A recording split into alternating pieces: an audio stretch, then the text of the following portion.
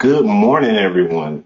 Today is Monday, April the 6th, and hopefully it's a beautiful day for you and your family, and we find you and your family unaffected by our new reality of living with the effects of COVID-19.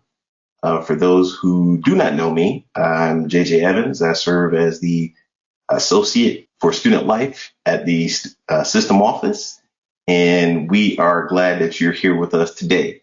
As many of you know, our state SGA board was supposed to host a conference this past weekend. Unfortunately, that had to be canceled, and as a result, our board wanted to find an opportunity to still connect with students, pass along information, as well as have some leadership presentations and topics. And so the result is the agenda before you today.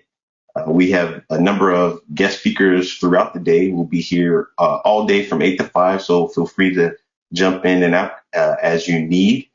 The agenda should be in the handouts portion of the GoToWebinar platform, so you can download that and have that for you as well. And then as the speakers have requested, some have attachments or have added their presentations, and I'll be uploading those to the GoToWebinar session as we move along, so you can download those as well. If you have questions, feel free to add those in the chat, the question box, and I'll make sure I respond those and get those to our moderators or our presenters as quickly as possible.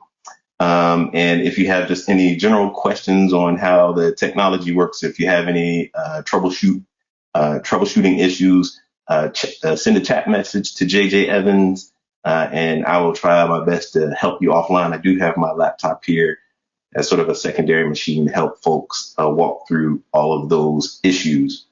One of the first things we always wanted to do with a topic of this nature is to provide a system update. And so I've invited Dr. Kim Gold, our Chief Academic Officer, and Dr. Kelly, our Associate Vice President of Student Services, to sort of say their words as well as provide an update as to what's happening in our system, what can we expect moving forward, and really what is life like for students in this new reality. So I'll turn it over to Dr. Gold and Dr. Kelly. Well, good morning. This is Kim Gold, and I am speaking to you from the system office, where I'm appropriately socially distant from my coworkers, and like many of you, learning to function in a new reality. But I will say the thing that I have learned, as I'm sure many of you are learning, is that we are creative people, and we know what our mission is, and we are very committed to serving students around the state, and so we find creative ways like this virtual conference to do that. So I want to thank Dr. Evans and Dr. Kelly and all of those staff members who made today's event possible. It's nice to be able to connect with our student leaders, even if it's not face-to-face, even if we have to do it virtually. So it's a good way to stay connected. So thank you for joining us this morning. By way of system office updates, and Dr. Kelly and I didn't compare notes, so I'll try not to touch on any topics he might cover, but just to let you know as students that we are working hard at the system office to support all of our colleges as we shift to a new way of connecting with students and interacting with students. So a lot of work is being done here to support your teachers as they move to an online environment and learn to build on the capacity that we've already had. Of course, we've been teaching online for many years, but this is a very different environment where we're not able to connect face-to-face. So just finding tools that help to engage with our students and deliver that content so that you can continue to accomplish your goals. This is a difficult time, and it's an unprecedented time, but we also still want to prepare for the future, and we want you to be prepared for your futures. And just know that we are here for you, and we are here for our colleges, and we're working hard to get them resources to be able to connect with you. Like anything new, there's always going to be bumps in the road. So we are learning just as you are learning, and we're all doing that together.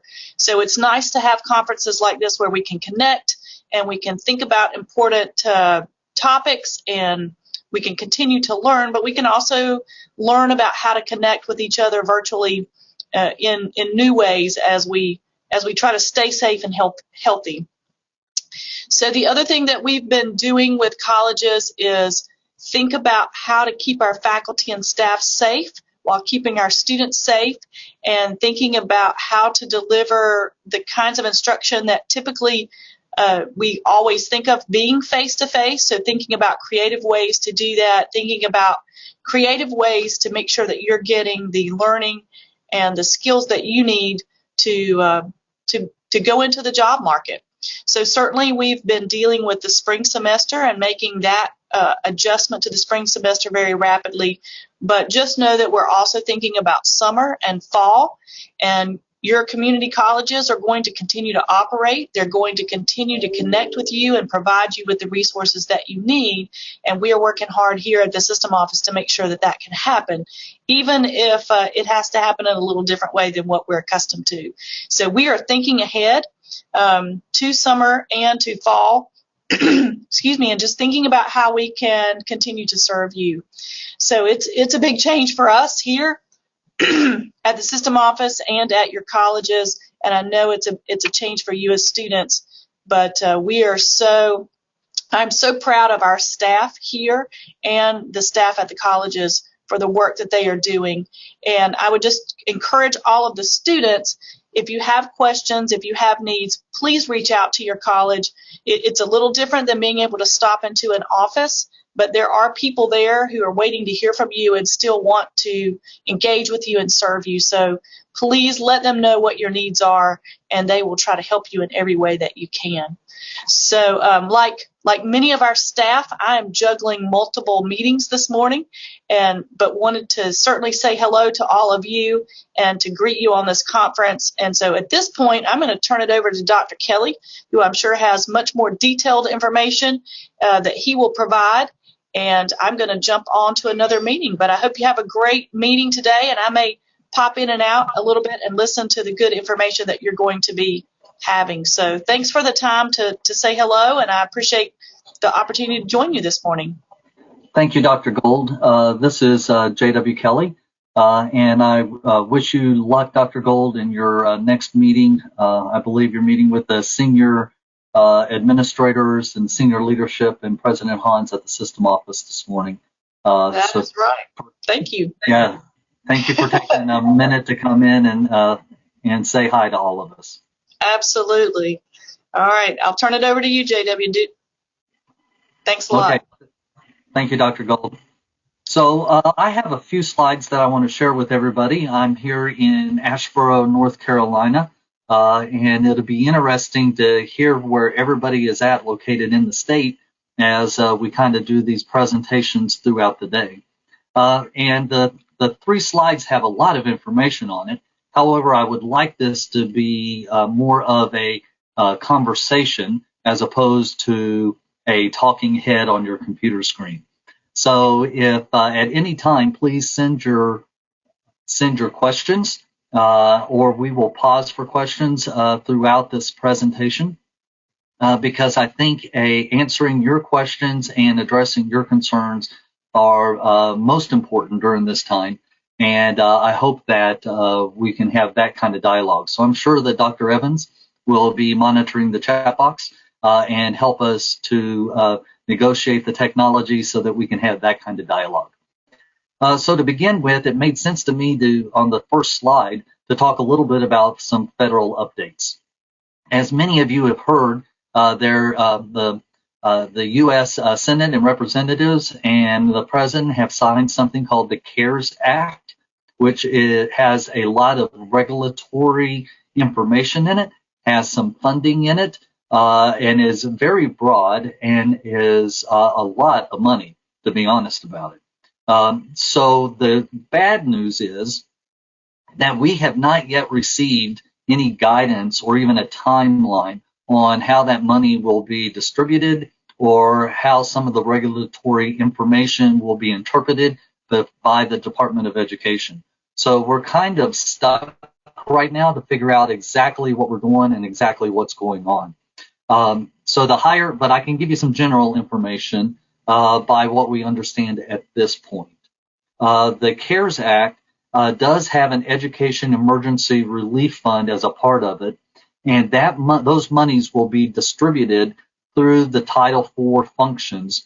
Title IV is basically your financial aid offices. So the financial aid offices have not, I'll say that again, the financial aid offices have not received guidance from Department of Ed on how to distribute that money, nor have they even received the money yet. So don't go knocking on the door of the financial aid office telling them that you have an emergency and you want some of the CARES Act money, because they don't have it yet.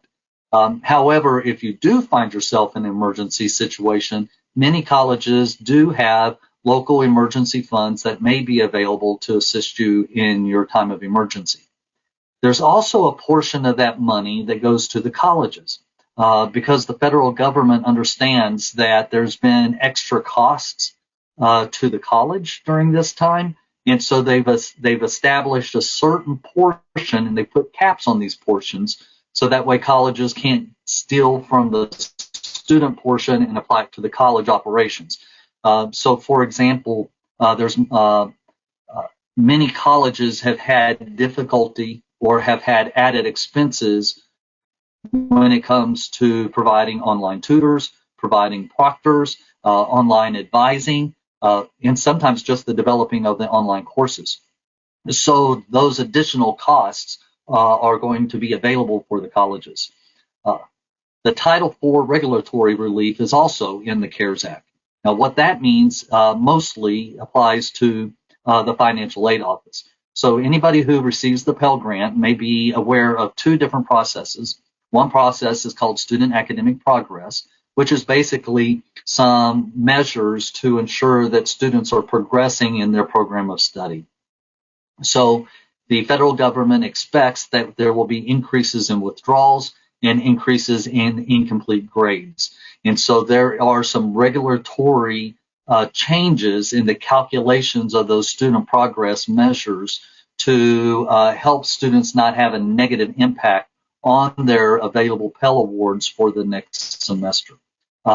Also, and I misspelled that there on the slide, so please forgive me, that should be R2T4, not R32T4.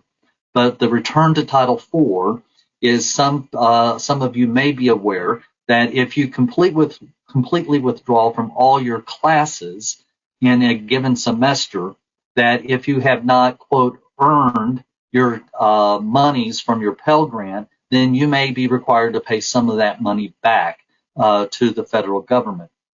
So there has been some relaxation on that R2T4 or return to Title IV calculation as well. That will assist students not having a debt because they had to withdraw because of the COVID-19.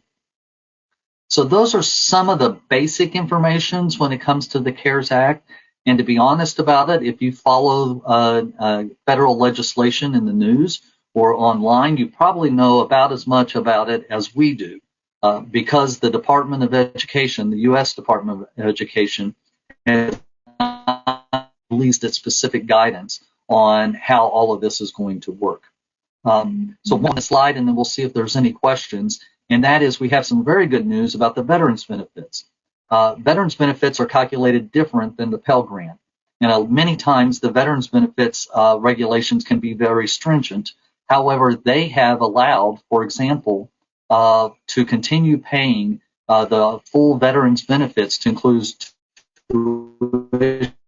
tuition, books, cost of living, cost of attendance items, even though those courses, even the developmental education type courses, even though those have moved to be online, when historically they have not paid for those kind of things. So we're very grateful to the veterans benefits offices and regulations for relaxing some of those regulations as well for our veterans. Some of the updates from the federal government, and at this point I'll pause to see if we have any questions or comments about federal regulations and the relaxation of regulatory and the emergency funds. So JJ, have we received any questions in that area? I feel like I went over those pretty quickly. No, sir. No questions at this time. Okay, thank you. So we can go ahead and move then to the next slide, Dr. Evans. Excellent. Thank you, sir. I appreciate that. So now some things that are going on kind of at the state level that I felt like I should share. And Dr. Gold has shared a few of these already. The State Board of Community Colleges, which is the governing authority over the 58 community colleges, and then each community college has its own local board. And that local board, in some cases, has some local policy that they have power over. And then the state board has power over other policy areas. So the state board met last month and voted to put some temporary rules in place that provided more guidance to or more freedom to the colleges as they established some of their local policies. And the purpose of that was to assist and take care of, so that colleges can better take care of their students. So there's basically 3 different areas that the state board voted on last month that has gone into effect already that I wanted to share with you.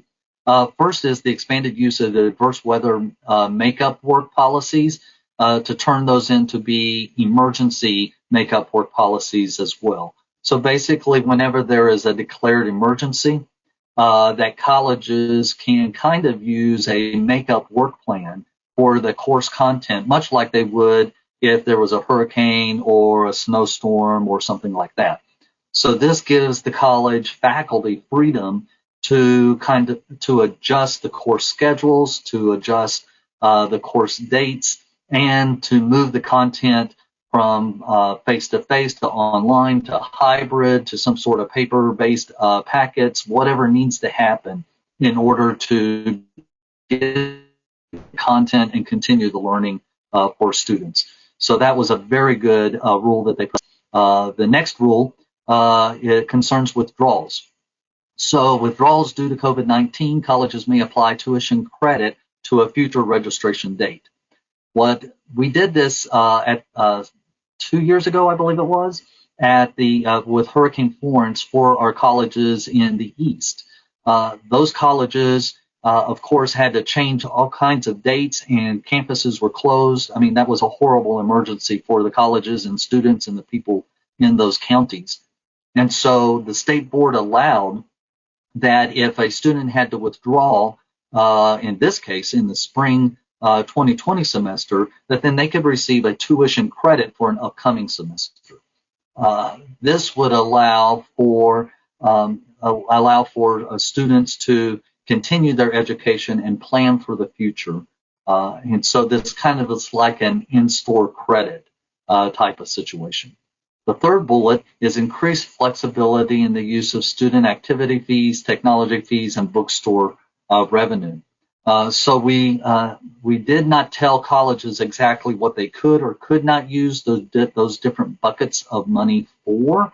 However, we wanted to give them more freedom to be able to determine what is the best use of those monies to take care of students. So whether that is using technology fees to contract with more online tutors, or whether that's to use the student activity fees to pay for proctors for online tests, or to use the bookstore revenue to open up more online resources to be available for students as they work online. So those are some of the flexible rules that the state board put in place so that that colleges could better serve their students. One last set of bullets on this slide, and then we'll see if we have any questions about this, and that is the President's Association established a task force almost immediately. That task force has been meeting not every day, but about every other day, 2 to 3 times a week. The entire President's Association at one time was meeting daily. So things have slowed down for the entire association, but that task force still meets on a very regular basis to discuss different topics, different needs, different issues, come up with recommendations that then goes to the entire President's Association that then goes to potential changes to the state board or to the system office president for consideration for changes or issues that they just want to be consistent on across the entire state. So one of the hot topics that they're working on right now that Dr. Gold referred to, and that is advising for summer and fall semester. What's registration going to look like for summer and fall terms, and what is going to be the delivery method, especially for summer at this point. So there's all kinds of different ideas that are being batted around right now, and I think it kind of depends on the situation and in the county that the college is serving. So some counties and colleges may decide to move to an all online situation because COVID-19 is so severe in that county. However, there may be other counties and colleges that will decide to do some sort of hybrid approach. For example, online at the beginning of the summer and then move to face-to-face at the end of the summer. So there's all kinds of different possibilities. And I think where it will land is that it will be contingent upon the severity of COVID-19 in the county that that college serves. And so that's a little bit about what's going on with the summer and the fall terms. We hope and we pray that come fall term, everybody will be kind of on what is ever the new normal, and we will be able to offer both the variety of online, face-to-face, and hybrid courses at that time. So that's our hope. So now we will pause to see if there's any more questions. Dr. Kelly, I sent you 2 questions in the chat box. Okay, let me see if I can open that up correctly. First question I see here is, what plans are in place for bookstore for the summer programs? If you mean the availability of purchasing in the bookstore, whether it's your books or supplies or materials, that's really going to be depending on resources that are available for that bookstore at that college. So I don't know for sure if I could speak at a state level what those plans would be at each institution.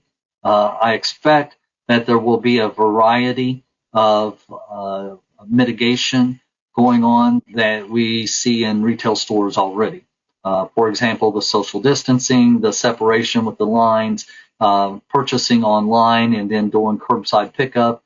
I think it all depends on what resources are available for those colleges. If that did not answer your question, please let us know and I'll try to elaborate some more. The second question is, what is the likelihood that fall semester 2020 will be completely online? Well, we know that that President Trump has already said that he would love to see football season and all fall sports take off again.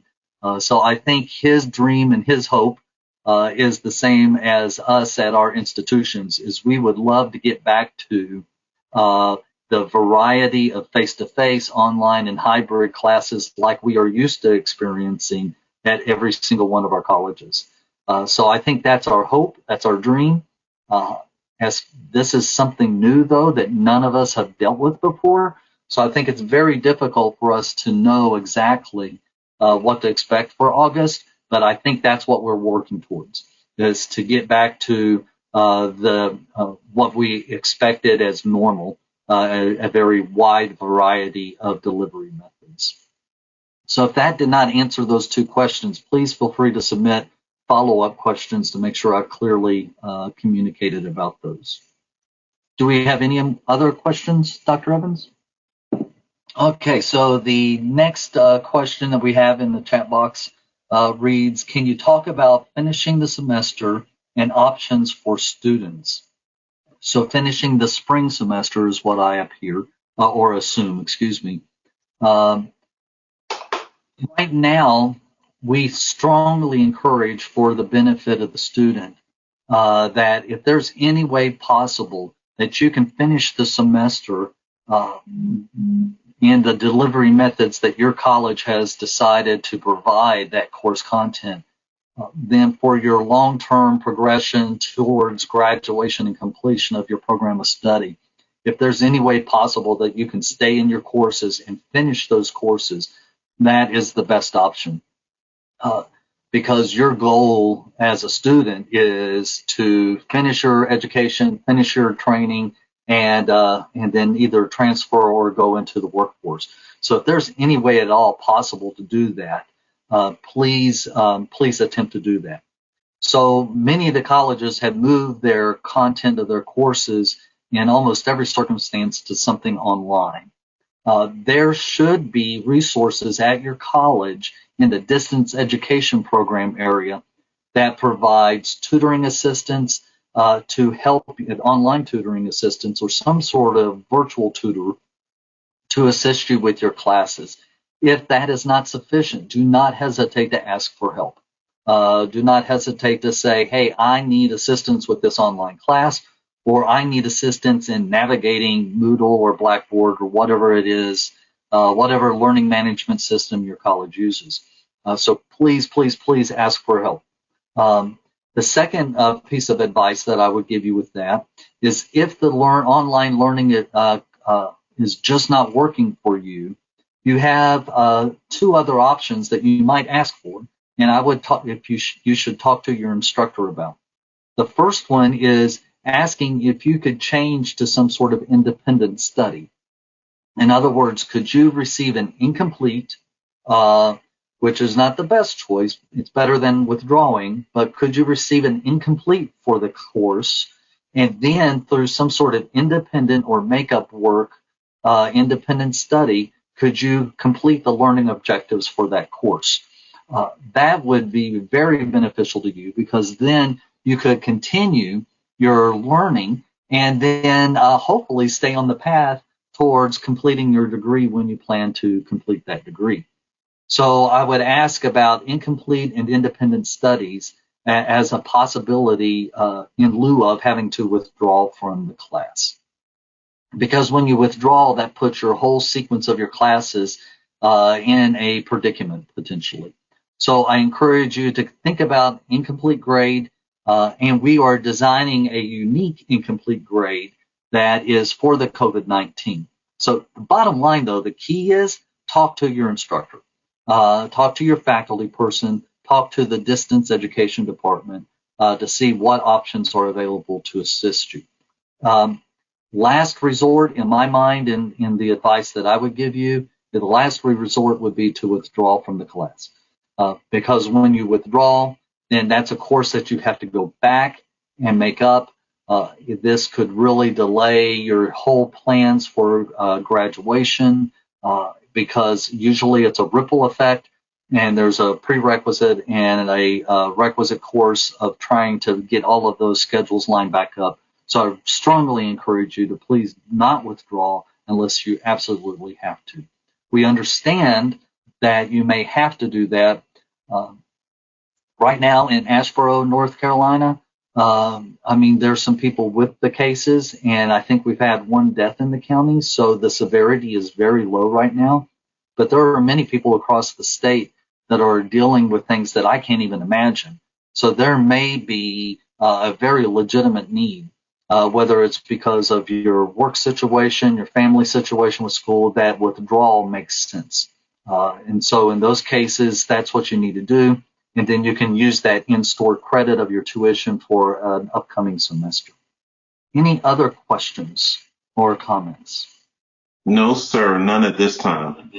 Okay, thank you, Dr. Evans. So if we could go ahead and move to the next slide, and this is the last slide I have.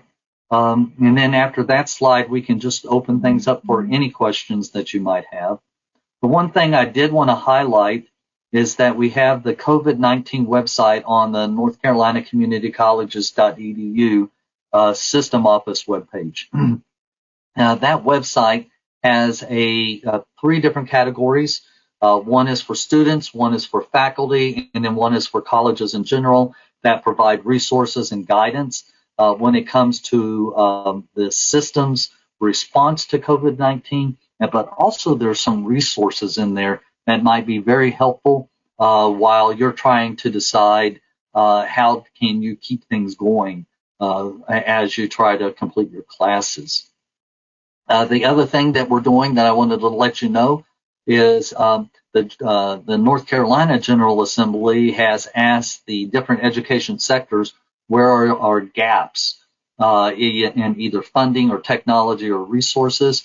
And so we have sent a survey actually this morning trying to identify what are those different gaps, or I guess we sent the survey last week.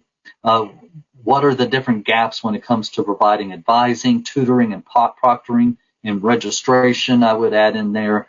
And so if we identify some gaps, then we will bring that together and start advocating for additional funding for the colleges to try to either hire personnel or contract for technology in order to meet those gaps.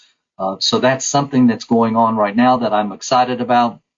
You know, there's lots of people hitting the General Assembly right now and advocating for more money. However, I feel like that we have a good opportunity to ask, and then we'll see where that goes from there. So Mary Shuping is leading that charge. She's on the staff here and the system office. Ann Bacon works on that, as does Jennifer Haygood. And of course, President Hans is the guru when it comes to advocating both at the state and the federal level. So I'm grateful that he's on top of this. And once we get this additional information to him, hopefully we will be able to strategize to get some more resources for our colleges. So that way they can better serve you. The last thing that I wanted to mention is I have to admit again in Randolph County, because the severity is so low, that I'm grateful every morning that waking up with my family and my 2 teenage boys, that we're able to get to food resources and health resources and whatever we need and that is available. I'm also very grateful that I have a job that lends itself to being able to work virtually, so that way the paycheck keeps coming in. The same with my wife being a teacher. However, we know that that's not the circumstance for many of our students. And so please, again, just like with your academic side of your education, go talk to your instructor. I encourage you that if you're running into some life difficulties, please don't hesitate to reach out to your student life coordinator or your advisor or somebody in student services. There are many ways that you can audaciously ask for assistance. Now is the time to make sure that you know that you are not alone and that there are people there that are willing to jump in and help you out. So sometimes that comes in the need of physical resources such as food pantries and just help with getting your taxes done, so that way you can hopefully get that CARES Act money that the federal government's bragging about. Or maybe there's some more emotional or mental health concerns that you have, and so there are assistance available that your college can assist you with as well to provide that kind of support for you. And so three areas I'd like to highlight very quickly, and I'm not going to go into any detail about these at all. First is an organization called Aunt Bertha, which lists all kinds of different resources that might be available in your area, both community-based, religious-based, nonprofits, and with your education as well from your college. There's another department or organization called NC Care 360. You can see the link there on the slide for that as well. Your college may be participating in that program, which lists all kinds of different resources. And then last but not least, in North Carolina, there's the 211 system, and you can call that number and they can assist you in finding resources as well. But again, the bottom line, the most important part is audaciously ask. Do what you need to do to make sure you yourself, your family, your children, your neighbors are taken care of and are healthy and safe. So I'm going to pause there and just take any general questions that you guys may have and do my best to answer those. I don't see any questions coming through in the question box. Okay. One thing that I was really impressed with last week is the student life coordinators had a meeting, and I listened in to as much of that as I could. it was amazing some of the creative and interesting ways that the student life coordinators are trying to come up with to stay engaged with their students. So keep your eyes open for some of those creative things.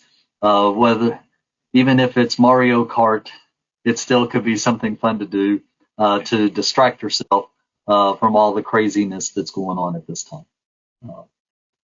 So that was my attempt to kind of stall a little bit to see if we have any other questions or any other comments, especially if there's any from the student life coordinators that they would like me to address. Dr. Kelly, do you think this would be a good time to mention the grading conversation and policies that have been taking place? I know, folks may read in the newspaper how other systems are doing grading and things of that nature. Is that something to quickly mention, maybe? Sure, we could talk about that. As you know, or you may have heard on the news, the University of North Carolina system and some of the independent universities and universities and colleges have decided to move to what they call a pass-fail or satisfactory, unsatisfactory kind of grading system. We've discussed that among the system office as a part of that President's Association panel that I was talking about, or committee that I was talking about earlier. We've decided not to recommend going to a pass-fail for several reasons.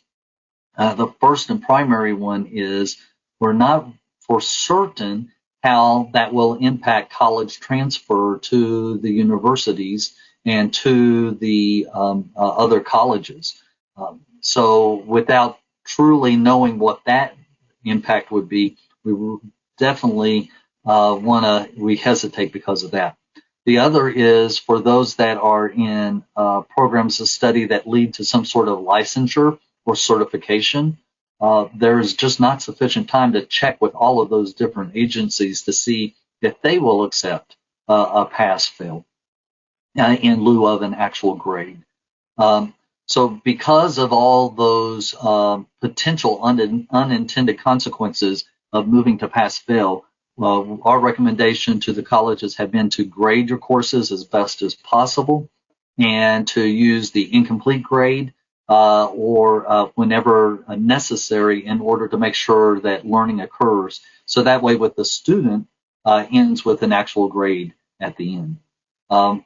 We have asked the universities, because we're a little concerned about this, is some of the universities, both on the UNC system and the privates, are including the grade of D in their pass category. The problem with that is traditionally in college transfer worlds, a D does not transfer. It has to be a C.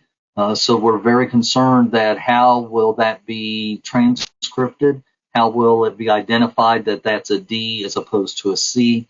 And so some of our potential students that come to our colleges during the summer from the universities were a little concerned about their transfer because of that. So because of all those different variables when it comes to pass-fail, we've decided not to recommend to the colleges from the system office that they use that grading scheme. Any other questions or comments? I do see one comment in the box about us sticking together and using the tag 58 strong. I agree 100%, which reminds me of something I failed to put on the slideshow. 2 years ago, as part of our system conference, so every 2 years, faculty, staff, administrators, we get together for a statewide conference. And 2 years ago, we had our first service project statewide that dealt with supporting a children's hospital in Charlotte. So we decided that this system conference, we should encourage colleges to provide service and work in their local communities in all 100 counties. So our tagline is 58 strong in 100 counties. And so we're not able to implement a lot of that right now because of the social distancing requirements that are coming from our governor. However, as soon as that's lifted, there's going to be a lot of need out there, my friends.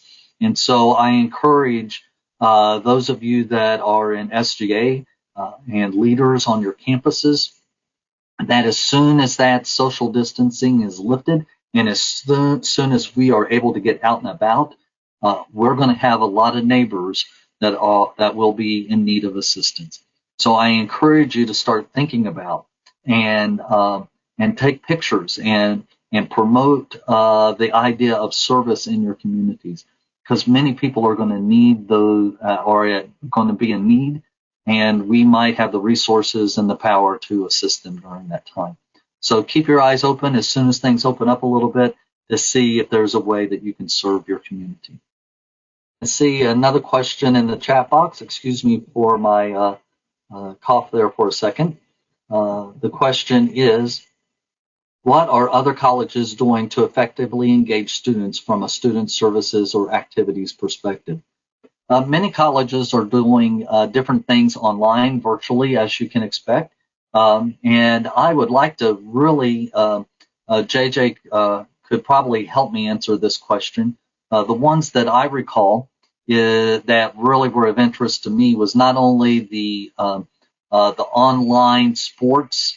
There were opportunities to battle online in different sporting events.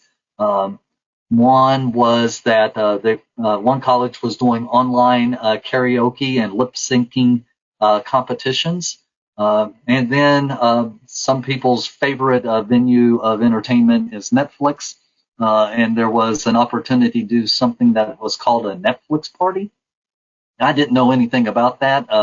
I mentioned it to my 17-year-old, and he was like, "Oh, Dad, of course." So he knew about it right away. However, I didn't know about that resource. So, Dr. Evans, any other activities that you've heard of that students are doing? Yeah, so I was trying to jot down just a quick list. I know some colleges were doing like Instagram or TikTok video challenges, virtual bingo, online gaming leagues, coffee chats with administrators. And then, of course, any online or karaoke, the Netflix watch party seemed to get a lot of really great traction from folks. And I guess in terms of student services, we know that many colleges are really trying to adjust their advising to an online nature, whether they're doing those by Skype appointment or phone appointment. Same thing with registrations as well. And then, anytime, I think about 40 institutions have some way to communicate to students either through texting or other software. And so they're using those tools to make sure students are informed of if a campus is expanding their Wi-Fi capabilities to their parking lot so that students can drive to campus, sit in their cars, download whatever program, and then go back home and work on it. We also have heard of campuses loaning out laptops to students. There's sort of, with 58 colleges, there's a lot of variety of things that are taking place out there. And, just, keep your ears to the ground, keep your ears open for what your college may be offering, because there are a lot of options, a lot of great resources that colleges are seeking to explore. Some other things that people are commenting in the chat, there are virtual museum tours and amusement park rides, and some of the famous TED Talks and other online resources that colleges are sharing for students to sort of keep them engaged, get them talking, and then using virtual platforms like Zoom, which is free now, Google Hangouts, which is now expanded, I think, up to 100 participants, and then Flipgrid, which is sort of a form that allows you to respond virtually back and forth to students. That's a very good list. There's just so many ways. And one thing that I do want to mention, and this is just my personality, is when you can, though, get outside. There's a lot of virtual opportunities, but there's also a lot of opportunities to still get outside and walk and enjoy, especially given the way the weather is today. If you can get outside, please enjoy it. You can still have conversations with your neighbor across the fence, as we used to do when I was growing up. So you can stay your 10 feet away and still say hi and still make sure that your neighbor's doing all right. Any other questions or comments that we have, Dr. Evans? No, sir, not at this time. Well, that's all I have. I guess the way that I would like to end, I've been thinking about this earlier this morning, and I want to encourage everybody again. I feel like there's that audaciously ask is very important, whether that is your instructor, your advisor, your student life coordinator, somebody at the institution, or to calling 211 if there's something that you need, audaciously ask.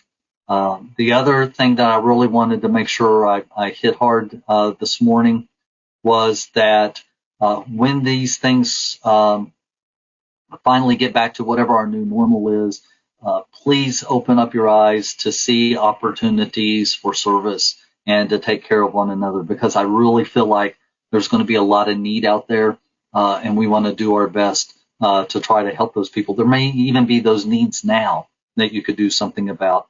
And again, 58 strong, 100 counties together, we can do that together. And so last but not least, I don't know what your spiritual disposition is.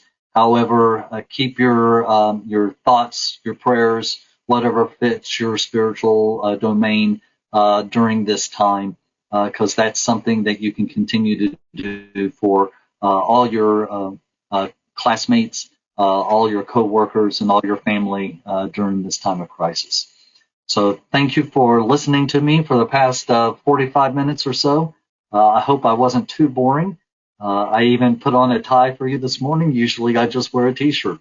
I hope you enjoy your day, and I will try to check in periodically to hear how things are going.